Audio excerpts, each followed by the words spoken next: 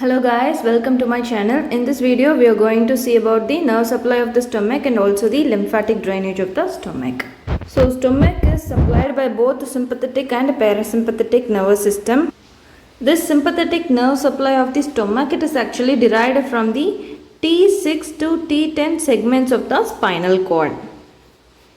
Then via the greater splanchnic nerve it reaches the celiac plexus, greater splanchnic nerve. It reaches the celiac plexus, and from that the postsympathetic fibers it reaches the hepatic plexus, and then from the hepatic plexus sympathetic nerve supply of the stomach is derived and they supply the visceral organs. Let us know what are these splanchnic nerves. These splanchnic nerves, they rise from the either side of the spinal cord and they are of 5 types. One is the cardiopulmonary splanchnic nerves, then the thoracic splanchnic nerves, and then the lumbar splanchnic nerves, and then sacral splanchnic nerves, and then pelvic splanchnic nerves. These pelvic splanchnic nerves, as an exception, they carry the parasympathetic nervous system along the splanchnic nerves. Apart from this pelvic splanchnic nerve, all other nerves they carry the sympathetic fibers. So this splanchnic nerve arising from the spinal segments from T6 to T10, they pass through the aortic hiatus in the diaphragm and they cross the diaphragm to reach the celiac plexus, and those fibers are the presympathetic fibers. Presympathetic fibers.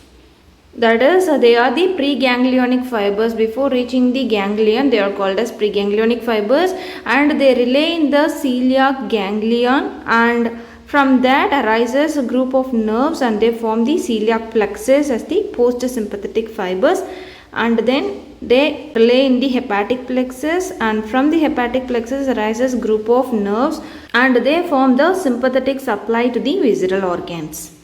Then coming to the parasympathetic nerve supply of the stomach, actually they supply both the sides of the stomach. One is the anterior side and the other one is the posterior side. They supply both the anterior and posterior surface of the stomach.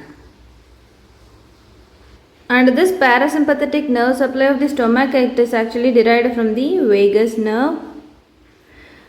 The nerve supplying the anterior surface of the stomach, it is called as the anterior gastric nerve. Anterior gastric nerve, and those which is supplying the posterior surface of the stomach, it is called as the posterior gastric nerve.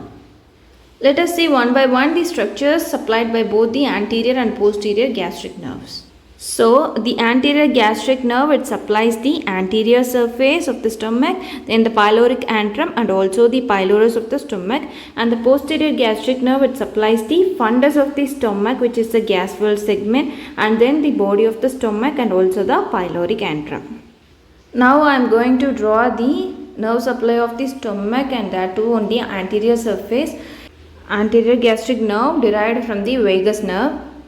It gives some gastric branches to the stomach,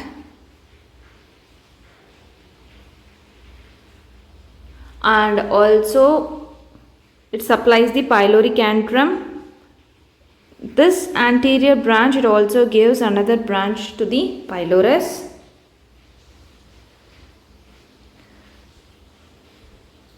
So this nerve supplying the pyloric antrum, it has got some special name and it is called as the anterior nerve of Lederer.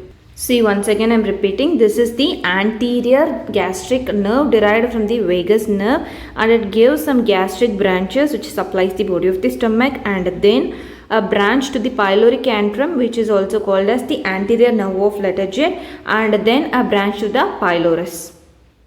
Now coming to the nerve supply of the stomach on the posterior surface. See, this is the posterior gastric nerve and it is derived from the vagus nerve. Since on the posterior side I am mentioning that with the dotted line. This also supplies the pyloric antrum, and it also gives some gastric branches to the body of the stomach. And as usual, this posterior gastric branch supplying the pyloric antrum is given a special name, and it is called as the posterior nerve of Letterjet. This posterior gastric nerve, it also gives another branch to the celiac ganglion. So this is the celiac ganglion. So it gives a branch to the celiac ganglion, and it is called as the celiac branch.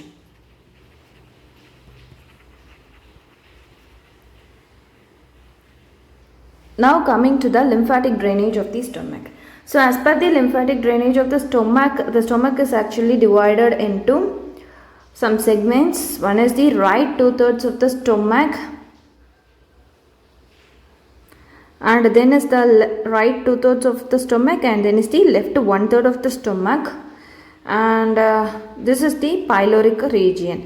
And this left 1/3 of the stomach, it is actually divided again into two. One is the upper portion and the other one is the lower portion of the left 1/3. Let me first mention the lymph nodes. So the lymph nodes situated here, they are called as the pancreaticosplenic lymph nodes, and here is the right gastroepiploic group of lymph nodes, and below the pyloric part it is the subpyloric group of lymph nodes, and nearer to the liver it is called as the hepatic group of lymph nodes, and here it is the celiac group of lymph nodes, and then here is the left gastric group of lymph nodes. So this upper part of the left 1/3, it drains the lymph into pancreaticosplenic lymph nodes, from where the lymph reaches the celiac nodes. It reaches the celiac nodes. And this lymph from the pancreaticosplenic nodes reaches the celiac group of lymph nodes. Then the right 2/3 of the stomach and also the abdominal part of the esophagus, they drain the lymph into the left gastric group of lymph nodes. From there the lymph reaches the celiac nodes. Then the lymph from the lower part of the left 1/3, it reaches the right gastroepiploic group of lymph nodes. From there the lymph passes to the subpyloric group of lymph nodes, and from there the lymph passes to the hepatic nodes, and from there the lymph again passes to the celiac group of lymph nodes.